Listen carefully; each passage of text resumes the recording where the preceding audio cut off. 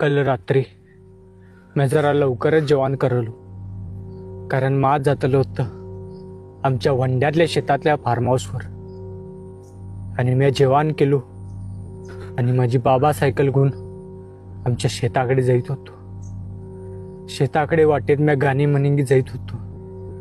आणि शेताकडे जाताना वाटेवरच एक मोठं आंब्याचं झाड आहे. आणि त्या आंब्याच्या झाडाखालती एक म्हातारी बसली होती. म्हातारी काय करत होती थोड्या रात्री तिथे? मी सायकल लावलो आणि जरा जवळ जाऊन बघितलो तर ती म्हातारी तिचे केस विंचरिंगीत होती. माझी फाटून आणि फुटून गळ्यात लागली. मी माझी सायकल घेतलो आणि दणकादण पळेंगीत घराशेलो.